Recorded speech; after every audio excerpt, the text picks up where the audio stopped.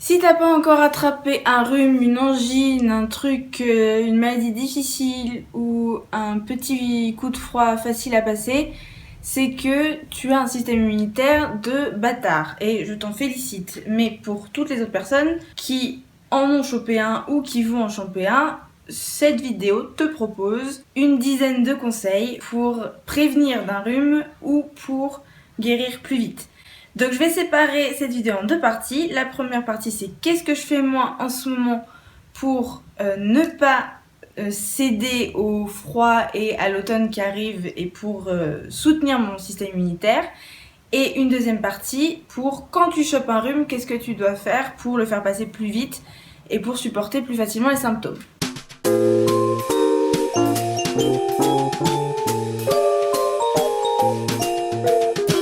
Pour la partie prévention, la première chose qui est évidente pour moi et que je fais tous les matins depuis plusieurs mois, peu importe la saison, c'est boire un jus de citron. C'est un moyen efficace et durable de soutenir ton corps entier parce que ça élimine les toxines, c'est connu aussi pour brûler les graisses. Et donc en éliminant les toxines, ça te prépare pour la journée simplement et ça te renforce au quotidien. La deuxième chose que je prends pratiquement tous les jours, je le prends moins en été, c'est des infusions de thym. C'est excellent pour toutes les petites maladies qu'on chope en automne, en hiver. Un synonyme de système immunitaire.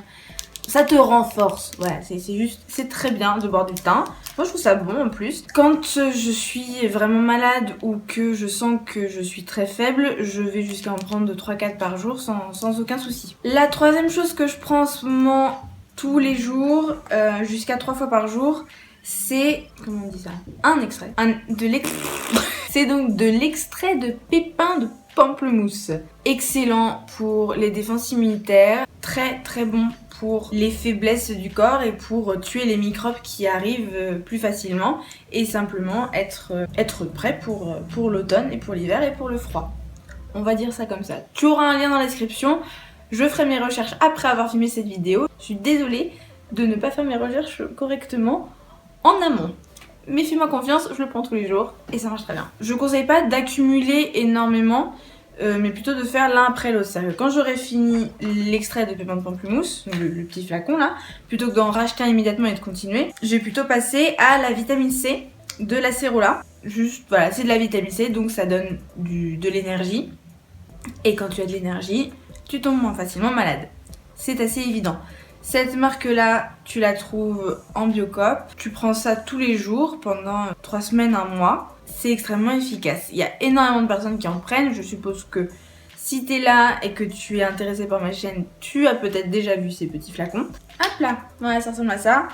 Ça se croque ou ça se suce. Et c'est très bon, en plus. Donc ça, c'était pour la partie prévention. Donc ça, c'est ce qu'il est bon de prendre quand l'automne arrive, quand le froid arrive, pour mieux s'en sortir. Maintenant, quand tu tombes malade, donc on en est au 5e conseil, c'est l'homéopathie. Je vais pas te sortir les remèdes, les tubes de granules possibles à prendre parce que ça dépend énormément des symptômes, comme je l'ai expliqué dans ma vidéo sur l'homéopathie. Je peux pas te dire ça c'est le remède miracle pour tout le monde, à part le Allium cepa composé qui est très efficace pour tout le monde dès qu'il y a les premiers symptômes. Mais après, si tu as une toux sèche, ce sera plutôt Spongia tosta.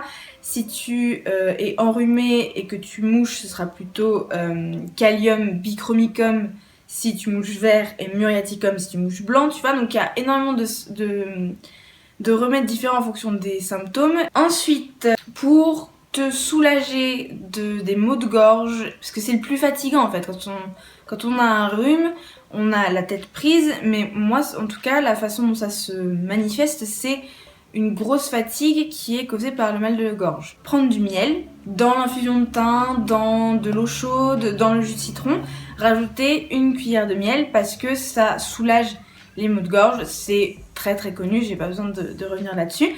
Par contre, là, on en est au combien là ? On est au 7e conseil. Peut-être que tu ne connais pas, c'est la propolis. Attends, je le sors et voilà. Mais reviens. C'est des petits bonbons à l'extrait de propolis. Et la propolis, en fait, c'est principe actif du miel. C'est ce que... je vais arrêter de faire... je vais remettre tout ça là-dedans. Donc c'est ce qui soigne dans le miel. Pour guérir des maux de gorge, c'est très bon de prendre de la propolis. Ça ne fait pas que soulager, ça soigne aussi. Je te conseille donc la marque Balloflurin. Donc la marque Balloflurin, qui a énormément de formes de propolis différentes. Je n'ai pas celle que j'utilise d'habitude ici. Elle est en forme de spray d'urgence. C'est ultra fort, c'est très très alcoolisé, t'as l'impression de prendre un shot à chaque fois, sauf qu'en plus t'as un goût de miel amer, c'est très bizarre, tu verras si tu tentes.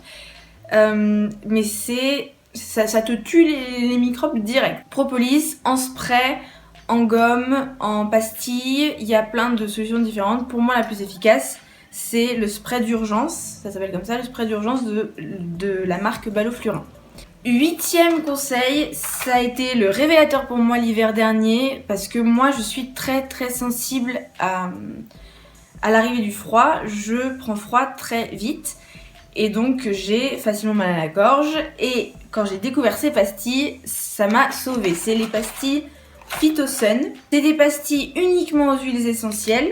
Je te lis la composition, c'est juste génial. Il y a de l'eucalyptus, du citron, de la menthe poivrée, de la cannelle, c'est écrit en latin donc il faut que je traduise à chaque fois. Il y a de l'origan, ça se dit, ouais, du romarin, toutes les huiles essentielles qui sont connues pour tuer les microbes et pour soulager les maux de gorge. Que ce soit la gorge prise, que ce soit une toux ultra forte, ça m'a toujours soulagée, voire m'a soignée. C'est vraiment une grande révélation pour moi. Je suis vraiment très heureuse de l'avoir dans ma vie maintenant que je suis à Paris, parce que je sens que je vais en prendre beaucoup et que les laboratoires Phytosun vont vivre grâce à ma consommation. 9e conseil pour moi, c'est le repos. J'en ai déjà parlé, pour moi il faut se reposer quand on est malade. C'est important de ralentir, de se lever plus tard, de se coucher plus tôt, de passer du temps chez soi au chaud et de se ressourcer, juste de se laisser le temps de guérir, parce que si on reste dans le rythme dans lequel on est d'habitude, on risque de faire traîner ça. Et effectivement, moi là, quand je suis tombée malade, c'est ce qui m'est arrivé. Plutôt que de ralentir réellement pendant le temps nécessaire, donc ça peut être quelques heures, comme ça peut être une journée, comme ça peut être 3 jours, ça dépend. Moi, je me suis pas reposée suffisamment et j'ai traîné ce rhume pendant 10 jours. Parce que je suis sortie, j'ai fait la fête, voilà. Donc on peut pas non plus arrêter nos vies. Sortir, c'est bien. Mais il faut savoir que moins de repos impliquera une maladie plus longue, et il faut savoir faire l'équilibre entre les deux et faire ses choix en fonction. Je dis pas qu'il faut choisir l'un plutôt que l'autre, mais simplement sortir le soir jusqu'à 4h du matin égale avoir un mal de gorge et un rhume qui durera plus longtemps, évidemment. Et le dernier conseil pour moi, en plus de se reposer, c'est de sortir ou de faire de l'exercice. Donc tu vas me dire, c'est complètement contradictoire. Ce que je veux dire par sortir et bouger son corps, c'est peut-être pas non plus bon de rester confiné toute la journée chez toi. Je sais que moi, quand je reste toute la journée chez moi, je pète un plomb. Je me sens oppressée, j'ai la tête embuée, donc j'ai besoin de m'aérer. Et pour moi, le conseil que je te donnerais, c'est de sortir, même si c'est que 5-10 minutes, prendre l'air. Juste respirer de l'air frais. Bon, à Paris, c'est peut-être un peu compliqué, mais juste laisser le frais justement qui nous a fait du mal nous faire aussi du bien. J'ai encore parlé beaucoup trop longtemps, mais voilà mes 10 conseils pour toi. Je vais poser les Phytosun ici, j'en prendrai une après, elles me font de l'œil. Non, je suis absolument pas accro à mes pastilles Phytosun, non. Je parle beaucoup trop et je parle trop dans le vide, il faut que je sois plus efficace. On m'a dit qu'il fallait que je fasse des vidéos plus courtes, je fais des vidéos plus courtes. C'est la fin de cette vidéo, merci beaucoup de m'avoir suivi jusque là. J'espère que ça t'a plu et que tu as maintenant plus de moyens pour t'en sortir en automne et en hiver. Si la vidéo t'a plu, tu peux mettre un petit pouce. Si tu veux me voir toutes les semaines, je suis sûre que tu as envie de voir ma tête toutes les semaines, tu peux t'abonner en cliquant sur le bouton rouge s'abonner. Si tu veux voir ma vidéo de la semaine dernière, c'est par là. Et si tu veux me suivre sur les réseaux sociaux, c'est par ici. Je te fais un bisou, moi, et on se retrouve la semaine prochaine.